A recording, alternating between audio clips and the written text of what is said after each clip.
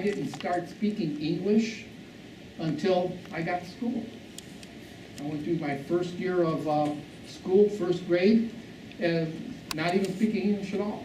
I was in second grade before I really started speaking any English at all. I did get held back in my first year of school, so I did first grade twice, okay? And then again, in sixth grade, I got held back. But if you look at my report card, it says that in sixth grade, I was retarded.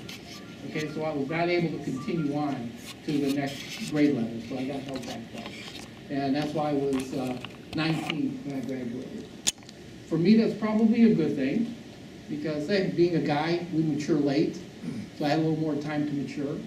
And for me, going to NAM at the age I did was probably better off, because I was a little more mature than some of the guys that ended up going over there right after high school, and they were only 18 years old. Big difference in maturity between 18 and 20 years old. Okay?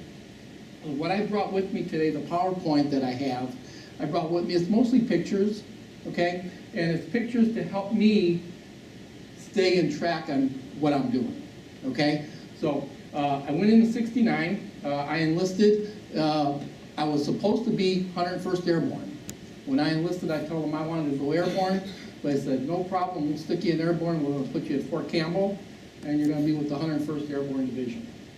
And of course, that's a picture of me. I'm sure that's a familiar mask you guys have all seen, okay? Talk about hot in summer in Kentucky. It was quite a scene, but that's a picture from from when we had the class on gas masks, how to wear them, how to take them off, and how to breathe that nice gas you had when you went into those camps, okay? Boot camp for me was a little bit different, because I didn't make it through boot camp, okay? Actually, into 2 months and 1 week of boot camp, I ended up, I will say, I can't say broke my ankle because I didn't break any bones, but I was in an incident and fell on my heel, and I actually, in my right ankle, tore all the ligaments away from the bones in my right ankle, okay? And that happened before I even got out of boot camp, okay? This picture here, that's of me standing outside the hospital at Fort Campbell, Kentucky. Forget the gesture there, you know, we do silly things when we're young, okay? In my cast. That's me without a shirt on your right, okay? I was in the hospital. The recovery period for my injury took more than 3 months, took about 3.5 months before they even let me out of the hospital, and they wouldn't let me out until I could actually run and walk, because I went right from the hospital back into boot camp again, okay? So I had to do another 3 months of boot camp, okay? Boot camp this time, though, wasn't quite as strenuous as the first time, because all my drill sergeants knew what I'd already done through boot camp already. But more importantly is because of my ankle injury, they wouldn't let me do any long hikes. So whenever we went out on bivouac or any of those long hikes, I got thrown in the back of the Jeep with the CO. Okay, so I got trucked out to wherever we were going. Okay, and on the hike back, I got thrown back in the Jeep again to come back as well, because they didn't want me to mess up my ankle again. Okay, so that was my boot camp experience. It took me 6 months to get through boot camp, plus the 3 months I spent in the hospital. So I didn't get out of boot camp for 9 months after enlisting in the military. Okay, I will say that most guys, when they get out of boot camp, usually came out in the Army, you come out as an E3. Okay. Unfortunately for me, my boot camp experience, when I left boot camp, I was still an E2. Okay? Authority and I didn't get along really well. Okay? So every time somebody told me to do one thing, I usually did something else. Okay? So I didn't have a very good experience from that side coming out. I should say that my MOS, when you saw it up there on the screen, 72H60, I believe is what it was, personnel specialist. Okay? Went in to go airborne, came out of boot camp as personnel specialist. They wouldn't let me do airborne because of my ankles, so they wouldn't let me jump out of anything. Okay? How did I get to be a personnel specialist? I have absolutely no clue. I didn't then. I do now, okay? Because I went to Benedictine High School. I don't know if any of you are familiar with Cleveland area and Benedictine High School. It's a parochial school. And their primary course of study is college prep. That's what you did when you went to Benedictine High School. You studied to go to college. Okay, so my course of study was college prep. So what I learned after the fact was, because my schooling was that of college prep, although I had no college experience, okay, they deemed that I was bright enough to actually go to work in the office with a headquarters group, and my job was going to be assigning other people to what they're going to do in their military career. That's what my job was as a personnel specialist. So after I got out of boot camp, I got shipped down to Homestead, Florida. Okay? Homestead, Florida, about an hour south of Miami. Homestead, Florida was an Air Force base. Okay? What am I doing on an Air Force base? I'm Army. I'm supposed to be 101st Airborne. And I'm sitting on an Air Force base in a headquarters company as a personnel specialist. The group I was with was the 101st Artillery Division. Okay, is where I was assigned. And my job from the time I got there until the time I left there was to take the orders that individuals got that were here in the States to go to Nam, and I had to put them in a job category. I was the one that decided what they were going to do once they got to Nam. Okay? I was held back twice in school. I graduated when I was 20. In my graduating class, there were 148 kids that I graduated with. I was probably 145 out of 148. Okay? So I wasn't the brightest bulb in the box in high school, okay, either. But I got a good education because I went to a parochial school that cared about me. Okay? And here I am assigning jobs to guys going to now. Okay? That's what I had to do. Okay? Depending on your background, depending on what your records that came across our desk said about you, that's what determined whether you went to the front line, whether you got put in a motor pool, whether you got put with a supply company. Okay? That's what my job was. I was down in Florida for 3 months. Okay? I came up on orders. My name came down on orders to go to Medina. Okay? For me, that was probably pretty good. I was looking forward to getting out of Florida because I didn't want to be on an Air Force base anyway. Okay? Well, orders went into, and what we did in our company, when the orders came through and we started assigning positions, okay, then they went to the CO, okay, to our commanding, the general that was running it, and he approved or disapproved or changed, did whatever he was going to do to the final orders. And then they got sent out. Well, mine came through, I saw them, I put them through, and I expected to be gone in 2 weeks.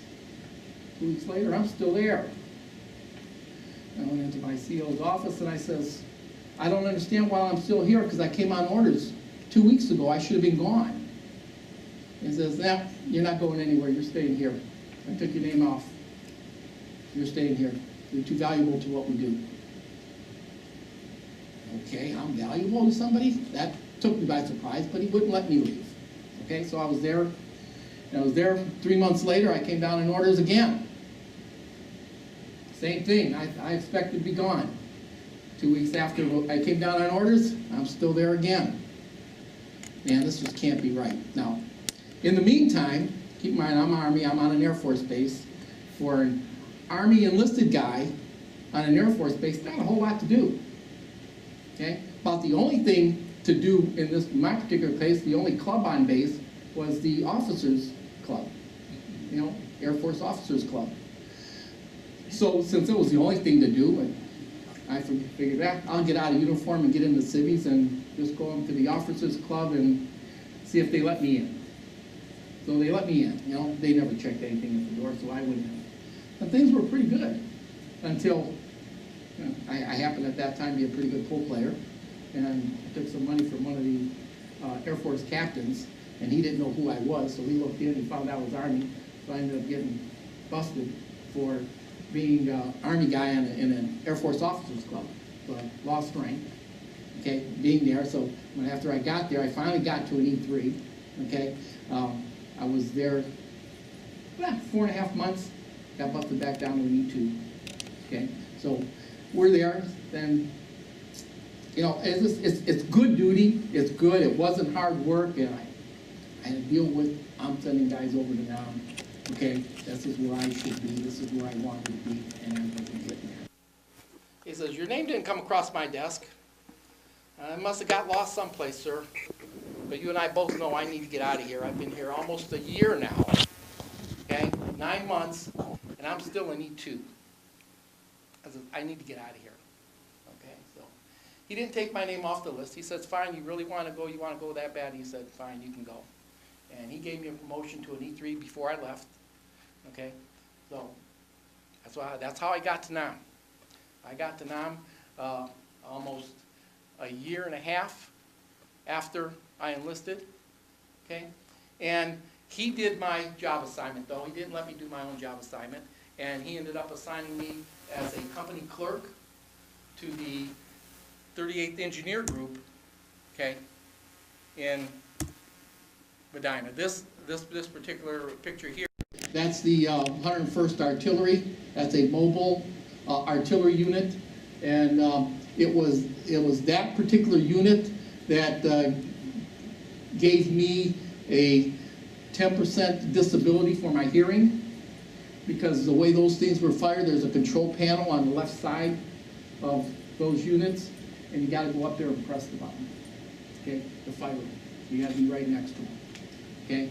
And in those exercises, I lost hearing in both ears, and I hear buzzing all day long.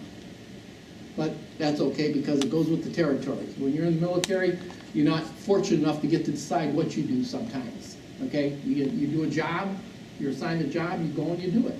You do it to the best of your ability, and you hope that it's good enough and that you come back. But that particular unit caused me some hearing loss. That's why that picture's there. Okay? This happens to be the helicopter that took me from the air base when I landed in Vietnam to my unit. Okay? That's what that unit is. I never had a problem in Nam on the ground. I didn't mind what went on the ground. Scariest time for me was in those things, okay? Those things were a death trap. They never got very high, okay? They can be hit by just machine guns from the ground. They can be hit with handheld artillery. Those were death traps. More people died in those things than we care to think about.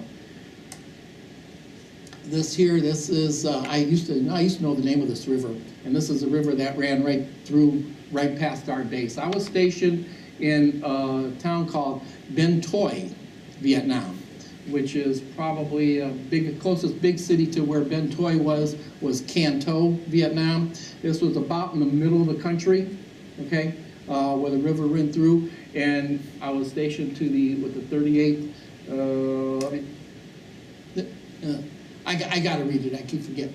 38th Engineering Group, we're a construction company, okay? And our job was to build bridges, get our troops to where they needed to be, if it needed to be a bridge, if it needed to be a shelter, that's what our company did. And that's where I was, that's where I was stationed, okay? This was our barracks. Okay, that's a picture of our barracks. It was really, when I first got there and I first got to my barracks, the first thing I noticed was that little tree up front, the banana tree. It actually had bananas on it. Okay, here's a little kid coming from 93rd and Kinsman in Cleveland, okay, the inner city of Cleveland, and all of a sudden I'm throwing, there's a banana tree. Wow, I thought that was awesome, and I really kind of admired that tree for quite a while when I was there. And with the engineer group that I was with, okay, most of my time was spent at the headquarters company, okay? And although I was that's another picture of the barracks and the banana tree. Although I was let's see, that was my bunk, okay, picture of it. Oh, by the way, there's, on the table here, there's 3 photo albums. You're gonna see, what I brought was pictures to help me trigger, but you're gonna see a lot of pictures of landscape, okay? A lot of pictures of the countryside, because as the company clerk, when I got there, my primary job, believe it or not, was bodyguard. I was my CO's bodyguard. When we went out, we did very little back at headquarters company. Most of our work was out in the field with the guys. And my CO, my job was to cover his butt. He didn't carry a weapon, I did. He took weapons out with him, but he was usually always too busy, and that was my job to protect him. I did a lot of the driving whenever he needed to go someplace, but there's a lot of pictures because he didn't like to be driven around, my CO. He actually wanted to do the driving. He felt safer in the driver's seat than he felt in the passenger seat, so he did most of the driving, and I sat next to him most of the time when we went out. When we were out on the sites, okay, and we'd be out there for a couple days at a time, okay? Company clerk, when we're out on the site, I'm not an engineer. I'm not the guy that was working on any of the buildings, okay? So my primary job when I was out with my CO was perimeter guard. So I spent most of my time in Vietnam serving as a perimeter guard for the sites where our guys were working and building something, okay? Spent a lot of time in the towers, okay? If we were going to be someplace long enough, we'd build a tower, okay? So we could see what was going on around us. If we weren't going to be there long enough, we were just ground perimeter, okay? We took a lot of types. Other than a helicopter, the one place you never wanted to be when you were guarding the perimeter was in a tower, okay? Not that you're dead duck in a tower, okay? The towers just get shot up constantly. But that's what we did. That was my primary job. That happened to be my locker, which was next to my bunk. Oh, that's me eating that banana. I took a loving to this tree here. That's me eating a raw banana right on the tree there. You gotta have a little bit of humor. This is the vehicle that I was responsible for when I got to Vietnam. That's a Jeep that I used to transport my CO around, okay, when we got there. I had, from the time I got there until I left this particular job assignment, because when I was in Nam, I had another job assignment later on. But that was a vehicle I drove the whole time. At this particular post, when we first got that vehicle, there were no bullet holes in it, okay? When I left this particular job assignment and went to the next job assignment that I was given, that vehicle had probably about 30 bullet holes in it that we took fire on just from driving back and forth between the sites and where we were going. That happens to be my CO, and that's me carrying him, okay? When I first got there, one of the first things my CO had me do is I had to literally carry him, and not potato stack style, but in my arms, from our office all the way to barracks, which was probably 100 yards, because he didn't think I was strong enough to protect him. So he wanted to see how strong I was, so he actually made me carry him across the barracks grounds so I could prove to him that I was capable of carrying him out in case he got injured, and I had to drag him out. So that's what that picture is.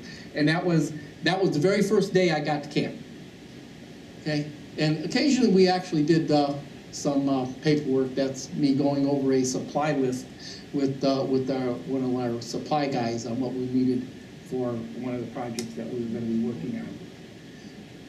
Okay, this is the only picture I have of a project we actually did. That's a bridge going over one of the rivers, because after taking that picture, I was told that we were not allowed to take pictures of what we had been working on. So that's why you won't see any others. But that's just a convoy going over a bridge that our group had just completed building.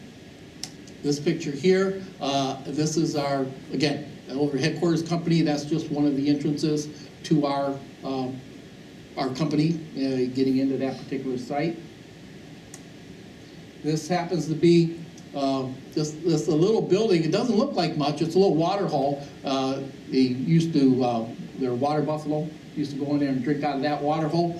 But in essence, what this really is, that's actually a car wash. Okay, this was just outside of our camp, and we'd take our Jeeps in there if they got really muddy and dirty, and the Vietnamese that there would actually sit down and pump water out of that little creek and wash our Jeeps down for us. So I thought that would be an interesting picture to see. Like I said, we got a lot of countryside pictures. This is a picture of one of the towns that was on the other side. We were building a project to go across this river to get to the other side. That just happens to be a picture of the towns that were there. The buildings weren't constructed all that well. This is actually somebody's house. Okay, this is the type of building that the Vietnamese were living in for the most part. What you saw in mostly around the countryside where we were going. Okay, this particular picture here, this is actually a restaurant, an outside restaurant at one of the little towns that we went through. And yes, we did eat at that restaurant. Had to be careful of what you eat, because they had meat, but you never knew what it was. You knew it wasn't water buffalo because they wouldn't kill their water buffalo. It might have been dog, it might have been cat. Not too many cows over that way. It might have been a horse or two, but that was a restaurant, and actually their food wasn't too bad. Okay, that's just another picture of some more what we call hooches, where people lived as you're going down the road. This is actually a main street going into Canton. Okay, Canton is one of the bigger cities. This is not in the city limits. This is Main Street getting into that particular area. This is also housing. Okay, if you got into some areas, the housing got to be a little bit nicer as you got closer into the bigger towns. Okay, and that's just some housing that was in as you got closer in the town.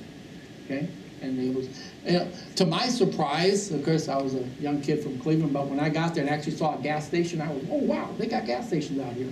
But yes, they do. Okay, it's funny, one of those things that you find out when you're young and you go to someplace else. Okay, their life wasn't a whole lot different than ours. Okay, they had houses, they had gas stations, they had restaurants. Okay, they might not have been as nice as what we had, but for them, it was okay, because that's what they were used to having. And I found out that for me, when you were not out in the sticks, out in the smaller towns, when you were in the bigger towns, people were just like we are here in the big towns. People just getting by, raising their families, and trying to get through the day as best they can. And it was only when we were out in the sticks or in those little towns that we really had issues. Just happens to be myself and the far right there. Believe it or not, yes, we were allowed to have mustaches in our engineering group there. I know there are a lot of companies that didn't allow that, but our group did, and one guy even had a full beard there. And that picture was taken in Canton. Okay, and that's me with my face looking at you. I think we're playing basketball here. We were back on base, and I got a Band-Aid over my eyes, but no, I did not get a Purple Heart for that injury. I think I bumped heads with somebody going up for a shot or something. A typical evening when we had nothing else to do. There was a lot of card playing going on when we were back on base, and there was a few dollars changed hands when we were doing those things, that's for sure. Okay, being stationed at a headquarters company, we were privileged to having a lot of local entertainment. Okay, whenever you got back to our base down in Bentoy, there was probably some type of local entertainment going on someplace on that base every weekend. Okay, and this happened just to be a local singer that came out to entertain the troops there on the base. When the entertainers came out, they actually had their own dressing rooms set up close to the stage, so that they could go in and change and do whatever they needed to do to entertain the troops. Okay, that's just more local entertainment. Then the entertainment was usually pretty interactive. Okay, unlike our entertainers here in the States, if you try to approach the stage, you'd probably get dragged out in handcuffs. Well, in Nam, if you approach the stage, you were invited up on the stage to be able to dance with the entertainers. So we had a lot of what we thought was pretty decent entertainment at that time. Oh, that happens to be a drum of that originally carried Agent Orange, and all of the paint has been burnt out of it because that's what we use to grill. Okay, if you were a Nam and you cooked out, you had these 50-gallon drums that you cut in half, and you filled them with charcoal. Okay, but that's what that is. That again, that just happens to be a picture from some of the local scenery as we were going out one afternoon to a site. This is another picture. This is another Main Street going into Ben Toy. That's the city that's closest to where I was stationed. Okay, this particular picture there. Again, there's lots of pictures of scenery because that's what I did. I drove my CO every place, and most of the time he was driving, so I got to snap pictures. This is a picture of that same vehicle that you saw earlier, okay, in the picture, and this is just before I left, and at this time that vehicle now has about 30 or so bullet holes in it. And you know, our CO and I were probably very fortunate that in all that time, neither one of us actually took a bullet. Okay, so we both came at this particular time pretty clean. And this was probably, I got there just after, just before Christmas in that year, and this picture was probably taken in about July or August. And this was just before, at this time, I got reassigned, okay, right after this. And I got reassigned up to Da Nang, and I went from the 38th Engineer Group, Construction Group, back to the 101st Artillery Division that was stationed there in Da Nang, and I got stationed at the headquarters company up there. And my job, when we got up there, well, that's me, and that's after coming back from one of the trips where the Jeep got shot up pretty bad. Okay, while there, this is one of Bob Hope's USO tours. One of the advantages of being a company clerk in a headquarters company, you'll notice there that this picture was taken by me, and I'm only about 5 or 6 rows from the stage. Okay, I actually got pretty good seat to the stage. This next picture, this is everybody else that was behind me. Okay, and the only reason I was that close was because I happened to be working at headquarters company.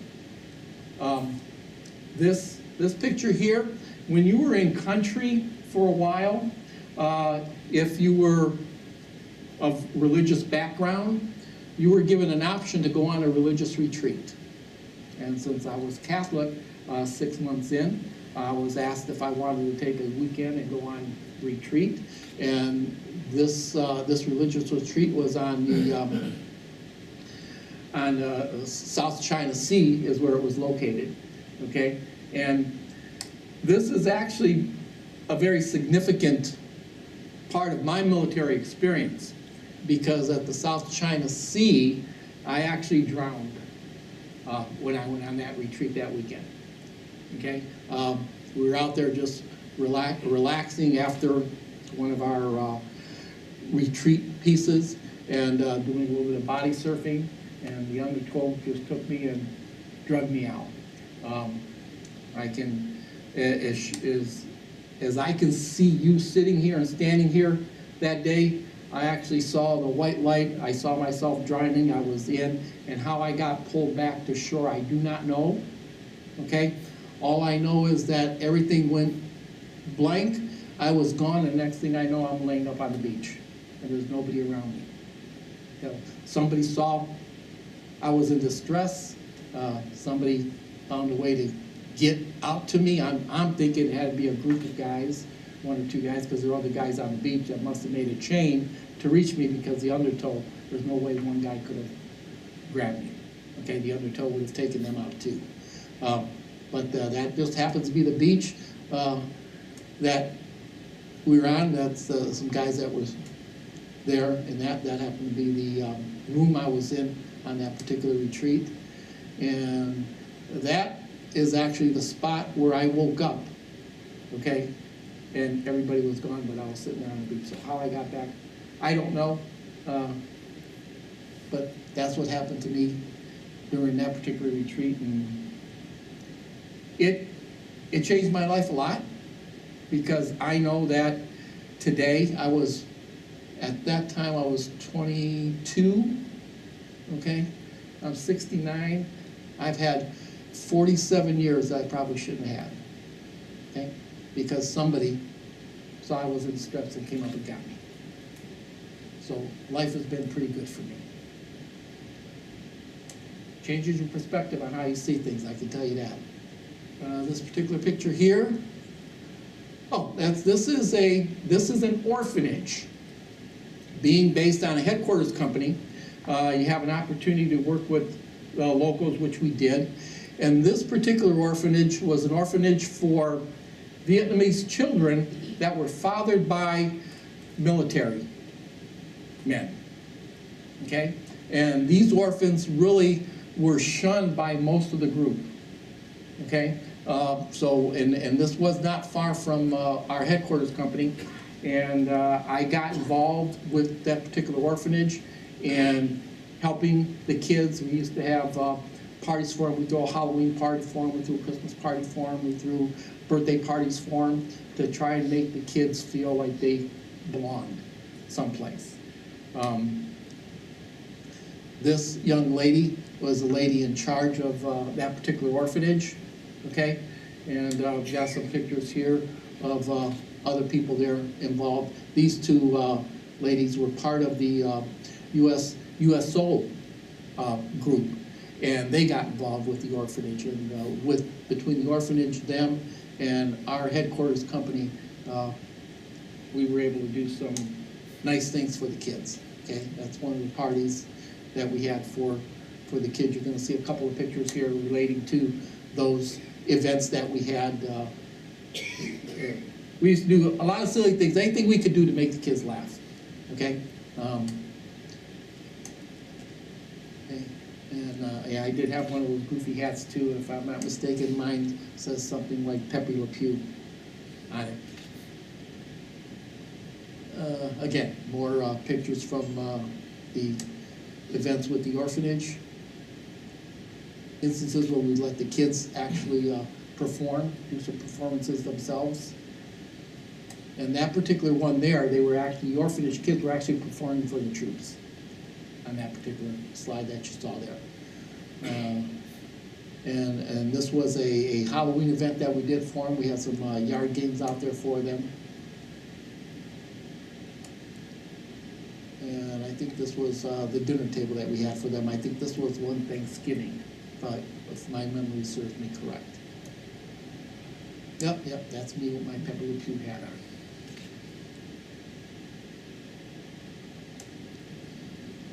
Okay, yeah, you got to meet some great friends. This is just one of the workers from the orphanage, with one of the orphanage kids there. This was one of the young ladies that I met down while in Bentoy, and this is Anne, and this was just before I got shipped up to Da Nang. And had I not gotten shipped up to Da Nang, Anne may have came back as my wife. She was fathered by a U.S. soldier, okay, that was there. She was working with the orphanage. We got to be very close. But then overnight I got shipped out. That was all. This happens to be where Ann was living. That's another house that's in town. So you see, not all homes were just shacks. Some were built pretty well. This happens to be the plane. Once you're over there 9 months or so, you actually get to take a 2-week vacation. Okay, I came up after I was there. It was about my 9-month mark, and I got to go to Australia, and that's the Tiger Airlines plane that took me over to Sydney. I was in Sydney R&R for 2 weeks. That's a view from the hotel that I had in Sydney. That was rather interesting in Sydney for me because it was so much like the U.S. This was in '69, but the U.S. more like if we would have been in the early 50s, okay? So they had a lot of what we had, but maybe 20, 25 years behind where we were in technology. It was an interesting experience for me just to be there and see how different things were. That happens to be a picture of me at the Sydney Zoo with Sydney across the bay there. That's a view of Sydney from the zoo. This is, again, we're back in Nam. It's a picture of the rice paddies over there. When you're in Nam, this is pictures I took while headed up to Da Nang when I got my job, new job assignment. And there's a lot of temples, Buddha temples on the way. There was kind of all over the place if you were out and about. And this was the headquarters companies I got stationed with, the 101st, again, Artillery Group up at Da Nang. And I got sent up to Da Nang in late 1970, okay? Late 1971, okay? And what happened was the group was getting ready to pull out. And my job, once I got up to Da Nang with the 101st, was to coordinate the pullout of all the 101st troops, artillery troops that were there. Okay, so this was my last assignment in Nam. This particular group, they pulled out of there in 1972. Okay, and the group was actually disbanded in 1978. Okay, so that particular group, and I spent my last 3 months up in Da Nang, coordinating the removal of the troops and as much of the equipment as we could muster to get out of there at that particular time. And you're going to see a couple of different pictures of the different artillery that was up there. This happens to be my office once I got up to Da Nang. And that was where I worked. This was my last Christmas in Vietnam. That's our little Christmas tree there. Any questions?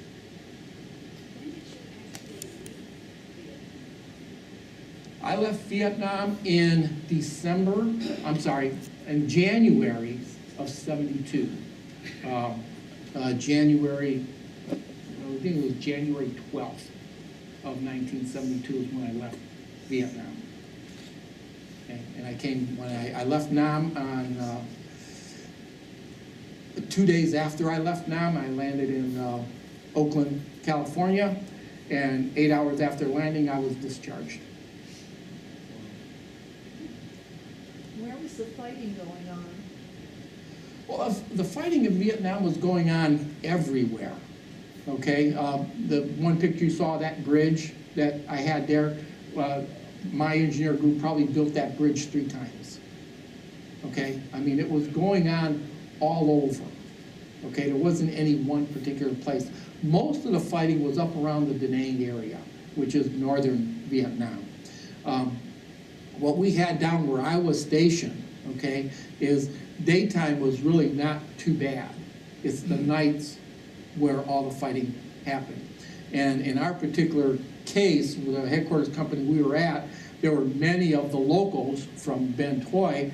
They would come and work on the base during the day, okay, in one capacity or another, and you'd be fighting them at night, okay? They were the ones out there in the evening shooting into your barracks. They're the ones out there in the evening that are attacking you when you're out there trying to build the bridges because they're the ones that are blowing them up. What we had in Vietnam was a civil war. You had a group of Vietnamese that wanted to break away from the communist regime that was controlling them. And we were there in support of a civil war. That's what we were there doing. The same thing the French were doing with us back when we had our revolution, when we were fighting our civil war, okay? When we were breaking away from Britain and wanting to become our own country. That's what we were doing there. Unfortunately, we didn't have the authority to go in and just win a war because we were only there to protect borders, okay? Borders were along the demilitarized zone up in Da Nang. That's where the border was.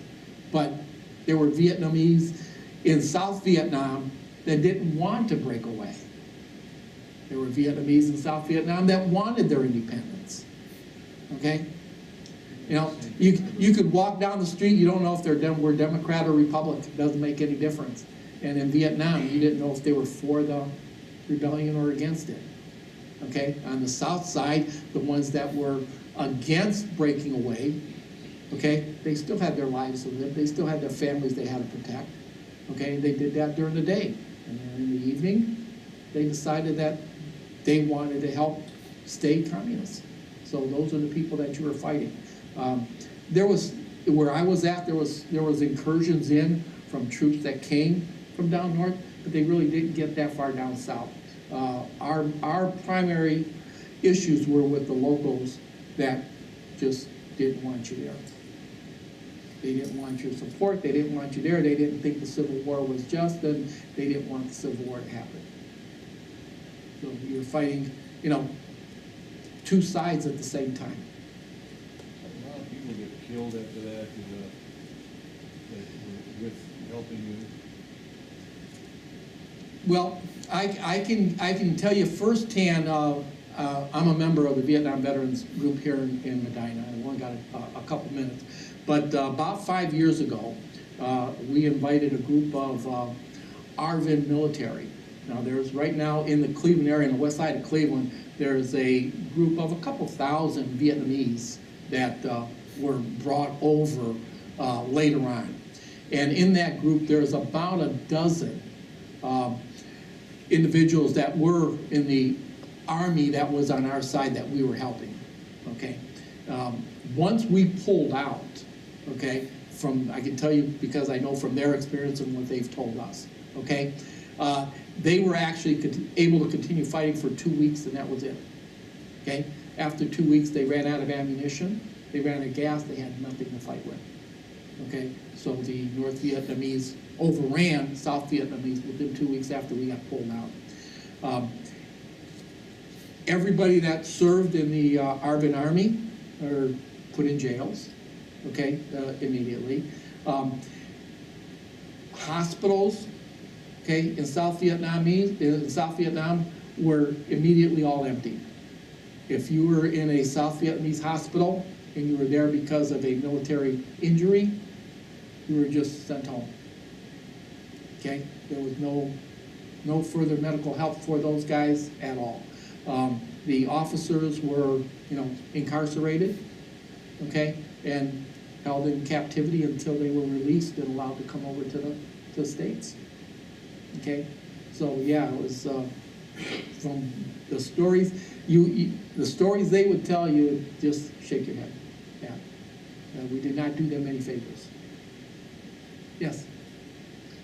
How has your ankle been over these years, and what did you do when you came home? Well, you know, when I came home, I was home about 6 months, and I decided, and remember, over there I was stationed with an engineer group. Everybody I was stationed with over there, except for a few guys, had college degrees. Okay, so I was associated with a lot of guys that were a whole lot smarter than me.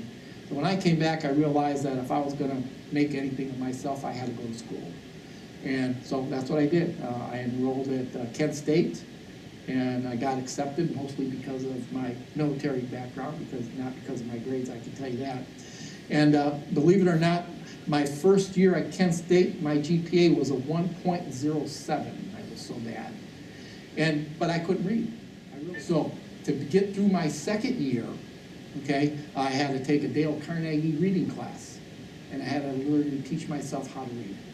And I blame that mostly on my dad, because all my time growing up, my dad was trying to teach me to read and write in Italian. At the same time, I'm trying to learn to read and write in English. And in Italian, everything's phonetical, okay? In English, everything has rules. Well, I learned how to spell and read phonetically, but I never learned the rules of English and how to read and write. So my reading was terrible, my reading was slow, my reading was bad. I took a Dale Carnegie class in reading, taught myself how to speed up my reading, and I ended up getting my degree. My senior year, I graduated that particular year with a 3.98. My overall after I graduated was a 3.24. So just a matter of putting your mind to it and doing it. You know, sometimes the things that mean the most don't come easy. I learned that in Vietnam, okay? I learned that in my military career. So my military career for me changed my life for the better. It made me a better person, made me appreciate who I had, and I would do it all over again tomorrow. What was your degree? I had majors in management and marketing and a minor in speech communication. Yes? Were there seasons over there, or was it just always hot? No, it was one season. Yeah, it was hot and wet, okay? It was either hot and dry, or it was hot and wet, okay? You went for a couple months with no rain, or you went with 2 months in a row with just rain, you know, all the time. I would say Vietnam for me was a lot like Florida, okay? It's always hot and always wet. Okay? Florida's a great place to visit, but I would never live there. Okay? Vietnam for me was a great place to grow up, but okay, it is what it is. Okay, it's 8 o'clock. Thank you very much for your time. There are some albums here if you want to take a minute to look at some pictures. There's more pictures there. Thank you.